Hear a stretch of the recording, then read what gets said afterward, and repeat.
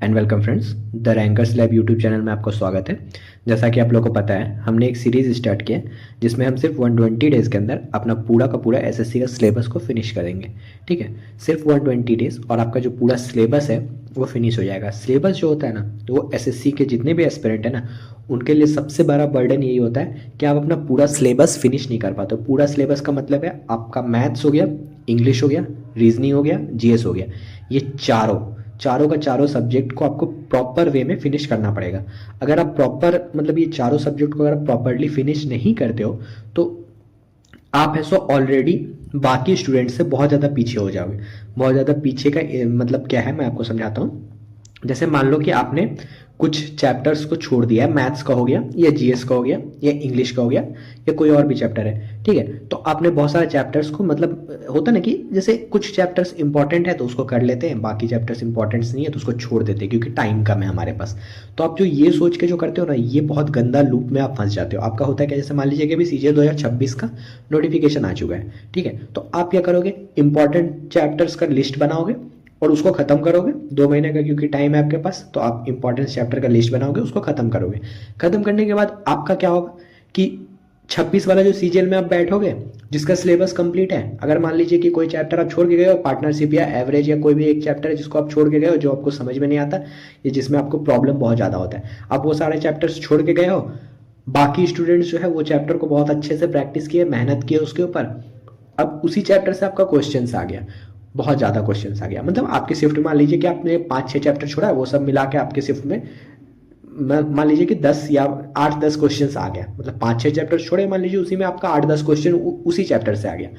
तो जो स्टूडेंट का सिलेबस कंप्लीट है, जिसने प्रैक्टिस किया, जिसने बहुत मेहनत किया, उनके लिए तो वो चीज़ ईजी हो गया, वो लोग तो सिलेक्शन लेके चले जाएंगे और आप उसी लूप में फंस के रह जाओगे। फिर क्या होगा, आप नेक्स्ट ईयर जब 2027 का सीजीएल देने जाओगे, आप फिर वही लूप में फंसे रहोगे।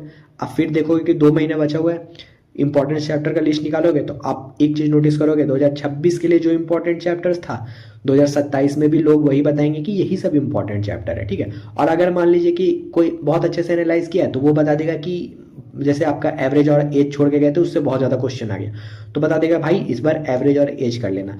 अब क्या होगा, इस साल आप बैठोगे, आपको स्टैटिस्टिक्स से बहुत ज़्यादा क्वेश्चन मिल जाएगा। ठीक है, या फिर आपको प्रोबेबिलिटी का क्वेश्चन दिख जाएगा या कोऑर्डिनेट ज्योमेट्री का क्वेश्चन दिख जाएगा। अब आप क्या करोगे, वो सब चैप्टर तो इंपॉर्टेंट आपको नहीं बताया गया था क्योंकि 2026 के अकॉर्डिंग वो इंपॉर्टेंट नहीं था। 2026 का जो एग्जाम हुआ था, मान लेते हैं कि उसमें आपका एवरेज और एज से बहुत ज़्यादा क्वेश्चन आ गया था। तो जो 2027 के लिए जो एनालाइज करेगा, ये सब मैं फ्यूचर मतलब एक एग्जाम्पल लेके मैं चल रहा हूँ कि जैसे मान लीजिए 2026 में एवरेज और एज से बहुत ज़्यादा क्वेश्चन आ गया, आप छोड़ दिए, आपका मतलब सिलेक्शन नहीं हुआ, आप 2027 में फिर से बैठ रहे हो। तो जहाँ पे भी आप देखोगे किसी का भी स्ट्रैटेजी वीडियो या कुछ भी देखोगे, तो आप उसमें बता दिया जाएगा आपको जो बाकी चैप्टर्स है, जैसे रेशियो हो गया, परसेंटेज हो गया, profit and loss, simple compound, ये सब तो कॉमन रहता है, ये सबको तो सभी बताया कि इंपॉर्टेंट है। ठीक है, इसके अलावा जो छोटे छोटे चैप्टर्स होता है ना, जैसे एवरेज और एज का क्वेश्चन मान लीजिए 2026 में बहुत ज़्यादा आया, तो वो चैप्टर्स को क्या करेंगे ना कि ये लोग बता देंगे कि हाँ ये चैप्टर्स इंपॉर्टेंट है। अब जब 2027 में आप जब सीजीएल में बैठोगे तो आपको पता चलेगा कि भाई स्टैटिस्टिक्स से बहुत ज़्यादा क्वेश्चन आ गया, प्रोबेबिलिटी से बहुत ज़्यादा क्वेश्चन आ गया, और आप इंपॉर्टेंट चैप्टर के अकॉर्डिंग उन दोनों को पढ़ के ही नहीं गए थे, उनको तो कोई बताया ही नहीं कि इंपॉर्टेंट है, तो उसको आप पढ़ के नहीं गए थे, तो आपका फिर से सिलेक्शन रह जाएगा। ये एक बहुत गंदा लूप है, अगर आप इसमें फंस जाओगे आपका सिलेक्शन कभी नहीं होगा और आप मतलब होता है ना कि प्रिपरेशन छोड़ना पड़ जाएगा, वैसा हो जाता है। तो आपके लिए जो मतलब ये जो फेज़ है ना, ये फेज़ क्या होता है ना कि 90% स्टूडेंट यहीं पे गिव अप कर देते हैं, सिलेबस कभी भी कंप्लीट नहीं कर पाते वो लोग। ठीक है, और इसी वजह से सिलेक्शन नहीं होता। कंपटीशन टफ नहीं है, 50 लाख स्टूडेंट अगर सीजीएल का फॉर्म भर रहे हैं ना, तो 50 लाख में सिर्फ 10% स्टूडेंट यानी 5 लाख के अप्रॉक्सी स्टूडेंट जो है वो सीरियस कैंडिडेट है जिसका सिलेबस कंप्लीट है और जिन्होंने प्रैक्टिस अच्छे से किया है। ठीक है, और इसमें जो सिलेक्शन ले जाते हैं, जो आप बोलते हो कि 0.1% या उससे भी कम सिलेक्शन रेट है ना, वो इसलिए होता है क्योंकि मॉक जो होता है ना, वो मॉक बहुत डिफिकल्ट चीज़ होता है।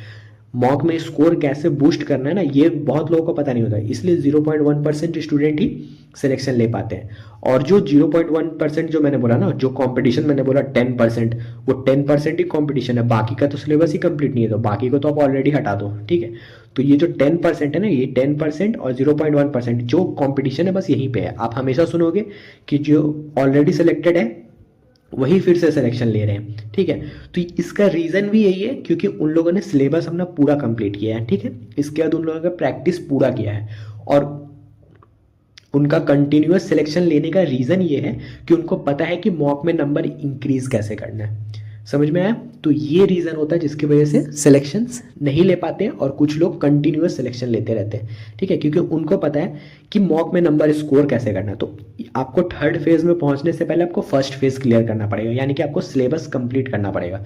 फिर आप 10% में आ जाओगे जिसका सिलेबस कंप्लीट है और जो एक्चुअल में कंपटीशन के लिए मतलब एलिजिबल है कि हाँ अब मैं दे सकता हूँ कंपटीशन के एग्जाम और अब मैं सीजीएल या कोई भी एग्जाम हो उसको क्लियर कर सकता हूँ। तो पहले आप 10% में आओ, फिर आपको 0.1% में लाने का रिस्पॉन्सिबिलिटी भी मेरा है। तो इस सीरीज में हम लोग आपको क्या क्या प्रोवाइड करते हैं उसके अकॉर्डिंग मैं आपको बता देता हूँ कि मतलब ये सीरीज कैसे चलता है क्या है, वो मैं आपको पहले अच्छे से एक्सप्लेन कर देता हूँ। ठीक है, ये सीरीज में हम लोग क्या करते हैं ना, आपको डेली टारगेट्स प्रोवाइड करते हैं। ठीक है, डेली टारगेट्स देते हैं और डेली टारगेट्स के थ्रू आपका पूरा जो सिलेबस है वो सिर्फ 120 डेज के अंदर फिनिश करवाते हैं। इसके बाद हम लोग क्या करते हैं, स्मार्ट टाइम टेबल हो गया, जैसे आपको मतलब जो आपको टारगेट मिला ना उसी के अकॉर्डिंग आपको तो ऑलरेडी 120 डेज तक तो आपका टाइम टेबल ऑलरेडी बन चुका है कि जो आपका टारगेट है आपको उसको खत्म करना है, आपके पास 24 घंटे हैं। ठीक है, तो ये तो आपका हो गया टारगेट और smart time table. Subject wise planning जो है ये जैसे ही आपका चैप्टर्स खत्म हो जाएगा मतलब 120 डेज में जैसे आपका सिलेबस खत्म हो जाएगा उसके बाद हम लोग सब्जेक्ट्स वाइज आपको प्लानिंग प्रोवाइड करेंगे कि आपको किस तरीके से अपना स्कोर को बूस्ट करना है। और ये मतलब 2027 को अगर टारगेट हम लोगों ने रखा है ना तो 2027 तक प्रॉपर आपको गाइडेंस देंगे, यानी कि सिलेबस कंप्लीट करवाएंगे, प्रैक्टिस करवाएंगे और फिर मॉक भी मतलब मॉक में कैसे नंबर स्कोर करना है, एनालाइज करना है वो करेंगे। और ये हर एक स्टूडेंट के लिए अलग अलग होगा, जैसे मॉक का जो एनालाइज होगा ना वो हर एक स्टूडेंट के लिए अलग अलग होगा। टेलीग्राम चैनल बनाएंगे उस पर आपको हर दिन का अपना मॉक का स्कोर है सो शेयर करना रहेगा और उसके अकॉर्डिंग हम लोग चलेंगे। ठीक है, तो ये हो गया। तो ये सब्जेक्ट वाइज प्लानिंग हो गया जो हम आपको प्रोवाइड करेंगे। और अभी आप अब क्योंकि आपका सिलेबस मतलब जो ये क्या बोलते हैं प्रिपरेशन का फर्स्ट फेज में हो तो आपके मतलब दिमाग में बहुत सारा डाउट हो रहा होगा कि कौन सा टीचर फॉलो करे या क्या करे, किस तरीके से पढ़े। तो ये सारा डाउट जो है ना वो आप हमसे कमेंट सेक्शन में पूछ सकते हो। ये हमारा जो मतलब सबसे इंपॉर्टेंट पार्ट जो होता है ना वो है आस्क एंड इम्प्रूव। आप क्वेश्चंस पूछो, सॉल्यूशन मिलेगा और उससे आप अपना इम्प्रूवमेंट कर सकते हो। तो आप कमेंट सेक्शन में अपना डाउट है सो लिखोगे तो हम लोग उसको प्रॉपर आपको सॉल्यूशन प्रोवाइड करेंगे और आपको सिलेक्शन में हेल्प करेंगे। ठीक है, तो ये हो जाएगा और आपका 120 डेज के अंदर जैसे ही सिलेबस खत्म हो जाएगा उसके बाद ऐसा हम लोग ऐसा प्रैक्टिस सीरीज स्टार्ट करेंगे जिसमें हम लोग प्रैक्टिस मतलब आपको बुक वगैरह सजेस्ट कर दिया जाएगा कि हाँ इस बुक से आप लोग प्रैक्टिस स्टार्ट करिए और जो भी डाउट होगा वो आप कमेंट मतलब टेलीग्राम चैनल बन जाएगा, अभी भी है, आप चाहो तो उसको अभी से ज्वाइन करके रख सकते हो। लेकिन 120 डेज के बाद उस पर हम लोग रेगुलर एक्टिव हो जाएंगे और जो डेली का टारगेट्स होता है वो आपको प्रोवाइड करके आपका प्रैक्टिस का पूरा जो फेज़ है उसको बहुत अच्छे लेवल पे हम लोग लेके जाएंगे।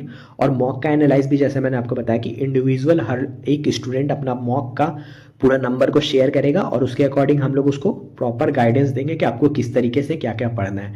ठीक है, तो ये हो गया आपका प्रॉपर जो मैं प्लानिंग रखा हूँ जिसके जिसके हेल्प से हम लोग इसको सीजीएल 2027 को बहुत अच्छे लेवल पे क्लियर कर सकते हैं। तो ये हो गया। तो आज है हमारा डे 21, तो सॉरी डे 22। तो आज हम लोग अपने डे 22 का टारगेट देख लेते हैं।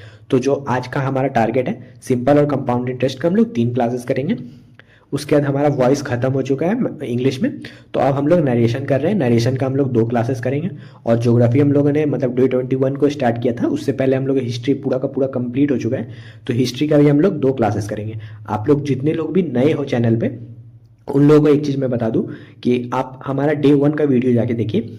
और जैसे डे 1 का आप देखोगे ना तो आपको समझ में आएगा कि डे 1 में हम लोगों ने परसेंटेज से स्टार्ट किया था, परसेंटेज स्टार्ट किया, उसके बाद प्रॉफिट एंड लॉस कर रहे हैं, अभी सिंपल और कंपाउंड इंटरेस्ट चल रहा है हम लोग का। ठीक है, इसके अलावा मैथ्स में सॉरी इंग्लिश में हम लोग ऐसो इससे पहले टेंस, सबसे पहले टेंस किए थे, टेंस के बाद कंडीशनल सेंटेंस, उसके बाद मॉडल एक्सिलरी वर्ब, फिर क्वेश्चन टैग, फिर वॉइस कंप्लीट हो चुका है और अब हम लोग नरेशन में आ चुके हैं। ठीक है, तो इतना ज़्यादा हम लोग मतलब इतना अच्छे लेवल पे हम लोग सिर्फ 21-22 दिन के अंदर हम लोग जो है अपना पूरा का पूरा सिलेबस को मतलब जितना भी हम लोग कंप्लीट किए बहुत ज़्यादा कंप्लीट कर चुके हैं, सिर्फ 22 दिन हुआ अभी।